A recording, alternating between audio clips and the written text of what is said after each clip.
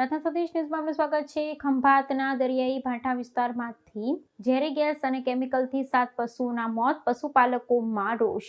ગત વર્ષે જુલાઈમાં 13 પશુના મોત અને હવે ચાલુ વર્ષે ઓગસ્ટમાં 7 પશુએ જીવ ગુમાવ્યા, 15 પશુઓ સિરિયસ। ખંભાતમાં ઝેરી ગેસ અને કેમિકલ બન્યું ઘાતક, જીપીસીબીનું પરિણામ શૂન્ય, પશુ પક્ષીઓના મોતની વણઝાર। પશુપાલકોએ, મહિલાઓએ ચોધાર રડતા આંખોએ કહ્યું, વહાલ સોયા બાળક કરતાં પણ વધારે પશુઓને વહાલ કરતા। ગત વર્ષે પશુઓના મોતના એફએસએલ રિપોર્ટમાં કેમિકલ હોવાનું ઉજાગર, પુનઃ ઘટનાનું પુનરાવર્તન।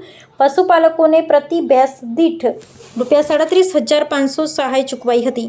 વટાદરા, વત્રા, સીમ વિસ્તારોમાં 200 જેટલા બબ્લર પક્ષીઓના મોતથી હાહાકાર મચ્યો હતો। હવે ખંભાતના વેણજ આખોલના દરિયાઈ ભાંઠા વિસ્તારમાં એકાએક 7 જેટલા પશુઓના મોતથી ચકચાર મચી જવા પામી છે।